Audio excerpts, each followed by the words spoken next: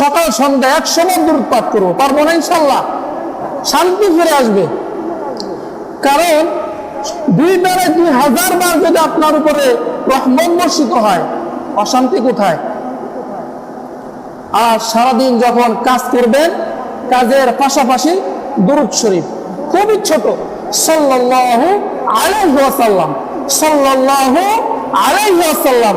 হাঁটবেন আর বলবেন সাল্লাল্লাহু আলাইহি ওয়াসাল্লাম। হাঁটতেছেন আর বলতেছেন, আর আপনার উপর রহমত নাযিল হচ্ছে।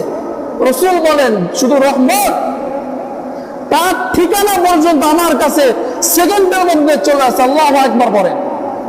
রাসূল মদিনায় শুয়ে আছেন, আর একবার যদি আপনি এই প্রান্ত থেকে দুরূদ পাঠ করেন, ফেরেশতাগণ নাম ঠিকানা সহকারে নিয়ে রাসূলের কাছে দিয়ে আসেন আর বলেন অমুক স্থানের ব্যক্তি আপনার উপরে দুরূদ পাঠ করেছে। রাসূল জবাব দিয়ে দেন সঙ্গে সঙ্গে। এই জন্য শান্তি ফিরে আসবে। দুরূদ পাঠ করেন, রাসূলের উপরে যত বেশি দুরূদ শরীফ পড়বেন, সাল্লাল্লাহু আলাইহি ওয়াসাল্লাম, সাল্লাল্লাহু আলাইহি ওয়াসাল্লাম পাঠ করবেন, আর শান্তি আসবে। আর আমলনামা যারা ভারী করতে চান, যাদের হৃদয় গুনাহের দিকে ধাবিত, গুনাহ হবে, গুনাহ সবার হবে, এই গুনাহ থেকে বেঁচে থাকার জন্য চেষ্টা করা, কিন্তু গুনাহ সবারই হবে, এমন যেন না হয় আমলনামা গুনাহের ভারী। সুবহানাল্লাহ, আলহামদুলিল্লাহ, ওয়ালা ইলাহা ইল্লাল্লাহ, আল্লাহু আকবার, এই 4 তাসবিহ যে ব্যক্তি পাঠ করবে, আল্লাহ রাসূল সাল্লাল্লাহু আলাইহি ওয়াসাল্লাম বলেন তার জমিন থেকে আসমান পর্যন্ত আল্লাহ তাআলা নেকি দিয়ে ভরিয়ে দেয়। সুবহানাল্লাহ পড়েন।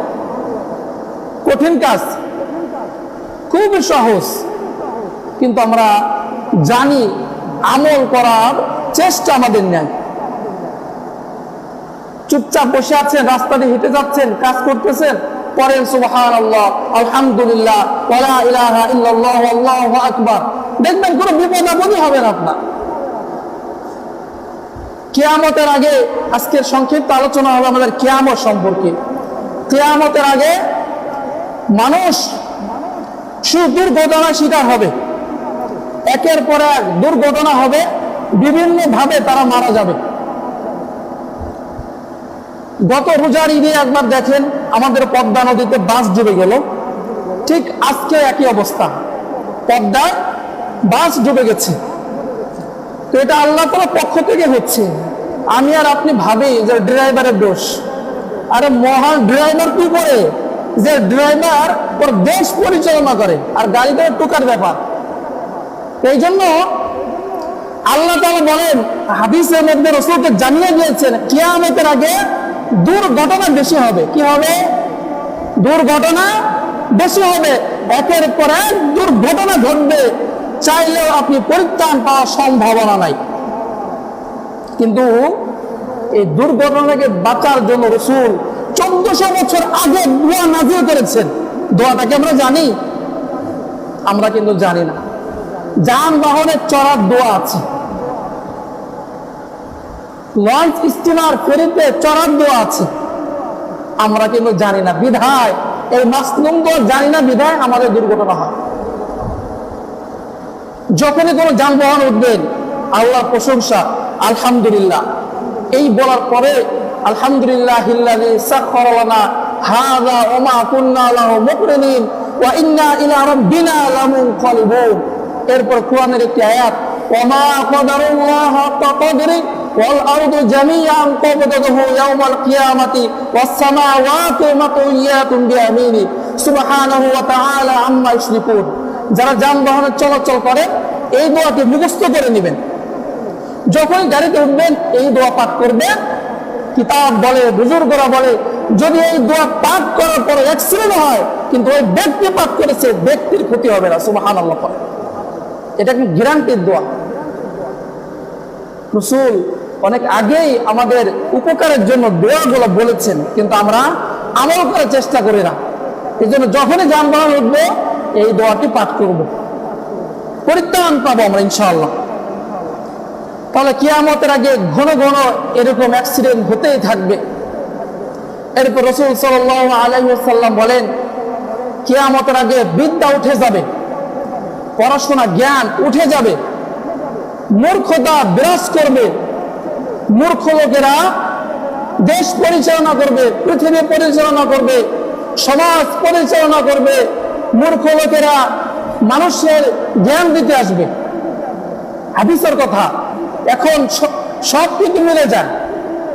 দেখবেন একজন ইমাম সাহেবরা বুঝ দিতে আসে একজন মূর্খ, যে সূরা ফাতিহা পড়ে না, তাকবীরে তাশরিক করতে পারে না, সে জ্ঞান দিতে আসে ইমাম সাহেবকে। এরকম হয় না? অনেক মসজিদে হয়, বা অনেক সমাজে দেখবেন জ্ঞানী ব্যক্তি আছে, শিক্ষিত ব্যক্তি আছে, মুরব্বী, তাকে গোনার সময় নাই। একজন রিক্সাওয়ালা যার কোনো জ্ঞান বুদ্ধি নাই, পড়াশোনা করে নাই, সে আসে বলে অনেকে কিছু বুঝে, তার থেকে বেশি বুঝে আমি। এরকম আছে না নাই? এটা কিয়ামতের আলামত। কিয়ামতের আগে জ্ঞান হতে যাবে, শক্তির বাহাদুরিতে আসবে। কিসের শক্তি? বডি, আমার বডির মতো আমার শরীরের শক্তি আছে, শক্তির বাহাদুরিতে হবে, শক্তির প্রয়োগ হবে। এদিকা এভাবে ডাক দেয় না অনেকে, যাদের দেহ বড়, শক্তি বেশি, বলে এদিকা, এভাবেই বলে। শক্তির অহংকার কিয়ামতের আলামত। খবরদার, কোন মানুষকে এদিকে বলার অধিকার আল্লাহ তাআলা দেয়নি। সম্মান প্রদর্শন করার কথা বলেছে। তাহলে কিয়ামতের আগে জ্ঞান একেবারে উঠে যাবে, থাকবেই না। এরপরে কিয়ামত ঘটিত হয়ে যাবে। রাসূল সাল্লাল্লাহু আলাইহি ওয়াসাল্লামের পরে বলেন, মূর্খতা বেড়ে যাবে। কিয়ামতের আগে মূর্খ লোক প্রচুর আকারে ঝামেলা করবে। মূর্খদের কথায় জ্ঞানীরা উঠবে বসবে, মূর্খদের কথায় মানুষেরা পরামর্শ নিয়ে চলবে। আর যখনই মূর্খের কথা শুনবে, তখনই ব্যক্তিগুলি ধ্বংসের পথে চলে যাবে। রাসূল এরপরে বলেন, কিয়ামতের আগে ব্যভিচার বেশি হবে, জিনা বেশি হবে। কি হবে? জিনা, পরকীয়া বেশি হবে, ধর্ষণ বেশি হবে। কিয়ামতের আলামত একটা হচ্ছে, কেউ কাউকে পছন্দ করে, বুঝেন, এখানে একটা বিষয় আছে। কেউ কাউকে পছন্দ করে, কারোর সঙ্গে ঘুরতে যাচ্ছে, প্রেম ভালোবাসা যাকে বলে, এটা তো অবৈধ। সেটাকে ব্যক্তি বিষয় বা দুজনের আপত্তির বিষয়, ঠিক না? এটা এই সাইডটা বড় ধরনের গুনাহ। আবার বলেন না যে হুজুর মনে এটা সাপোর্ট করে না, এটা ভিন্নতা। কিন্তু যেটা রাসূল বলেছেন, কিয়ামতের আগে ধর্ষণ, জুলুম, কোন মেয়ে যাচ্ছে, তাকে ইচ্ছাকৃত ভাবে অনিচ্ছাকৃত সত্ত্বে মেয়েকে ঝাঁপিয়ে পড়বে। এই যে একের পর এক জুলুম, ছোট্ট বাচ্চাদের উপরে লেলিয়ে পড়তেছে মানুষেরা, আপনারা সব দেখছেন, এগুলো সব কিয়ামতের আলামত। ব্যভিচার হবে, আপনি ঠেকাইতে পারবেন না। রক্তে মাংসের মানুষ আমরা, এটা ঠেকানোর কিছু নাই। কিন্তু যেটা জুলুম, যেটা অত্যাচার, এটাকে রাসূল বলেছেন একের পর এক বৃদ্ধি পাবে। আপনি গুনাহ করতেছেন, একটা প্রেম ভালোবাসা পরকীয়া যেটাকে বলে, অন্য জায়গায় চলে যাচ্ছেন, এটা গুনাহ, এটা অবৈধ। কিন্তু কেউ তাকে জুলুম করতেছে না, এটা তাদের সম্মতি, গুনাহের কাজ। আরেকটা বিষয়, সেটা হচ্ছে জুলুম। যে কোনো মেয়ে যাচ্ছে, মেয়ের উপরে ঝাঁপিয়ে পড়তেছে, অঙ্গভঙ্গি খারাপভাবে প্রদর্শন করতেছে, এই যে ব্যভিচার, এগুলা বেড়ে যাবে। একটা আমি নামাজ পড়লাম না, আমি জানি এটা গুনাহ করলাম, আমি তওবা করবো, আল্লাহ কি করবেন? মাফ করে দেবেন। মাফের দরজা ওই সময় পর্যন্ত আছে, সূর্য যখন আসমানের ঠিক সোজা থাকবে, আবার চলে যাবে। যে স্থান থেকে উঠবে, আবার ওই স্থানে চলে যাবে। ওই সময় তওবার দরজা চিরতরে বন্ধ হয়ে যাবে। চাইলেও তওবা করলে আল্লাহ কবুল করবে না, বন্ধ। এখনো সুযোগ আছে। আর গুনাহ হয়েছে তো দেখি, তওবা করেন, আল্লাহ আমি গুনাহ করছি, ক্ষমা চাই আল্লাহ। আবার গুনাহ করছেন, আল্লাহ বোঝায় কি নিয়ে জানেন? আপনারা যারা মোবাইল ব্যবহার করেন, মোবাইলে অনেক সময় গান বা বিভিন্ন কিছু ডাউনলোড দেন, ওয়াজ দেন না, ব্যবহার করেন, শুনেন, এরপরে কি ডিলিট করে দেন না? কি ওইগুলোকে থেকে যায় ডিলিট করে পড়ো? যখন ডিলিট করে দেন, থেকে যায় নাকি চলে যায়? এখানেও শিক্ষা। আর গুনাহ আমার হয়েছে, আমি আল্লাহর কাছে তওবা করব, আল্লাহ আমি গুনাহ করেছি, এই গুনাহ করেছি, এভাবে করেছি, তুমি আমাকে মাফ করে দাও। আল্লাহ অবশ্যই মাফ করে দেবে, সুবহানাল্লাহ পড়ে। যদি আল্লাহ একজন বিধর্মীকে, নাস্তিককে আহাদ আহাদ একবার বলার কারণে আল্লাহ থেকে মাফ করে দেয়, যে পূজা করতে করতে ভুল করে আহাদ বলেছে, মুসলমানে হয় নাই, তার গুনাহ যদি আল্লাহ মাফ করে দেয়, আমরা তো মুসলমানের ঘরে জন্ম, আমাদের গুনাহ আল্লাহ মাফ করবে না? অবশ্যই মাফ করবে। এই বিশ্বাস রাখতে হবে। কি রাখতে হবে বাজান? বিশ্বাস রাখতে হবে। রাখবো তো ইনশাআল্লাহ। এই জন্য গুনাহ আমাদের হবে, এই বলে গুনাহকে কখনোই, গুনাহগারকে ছোট করে দেখতে নাই। জমকে এই গুনাহ করেছে, মানুষের কাছে প্রকাশ করতে নেই। হয়তোবা আপনি প্রকাশ করতেছেন, তার আগে সে তওবা করেছে। হযরত মূসা আলাইহিস সালামের যুগে মূসা আলাইহিস সালাম, আসমান থেকে বৃষ্টি হচ্ছে না। মূসা আলাইহিস সালাম বারবার আল্লাহর কাছে বললেন, আল্লাহ বৃষ্টি কেন হয় না? বৃষ্টি না হওয়ার কারণ কি?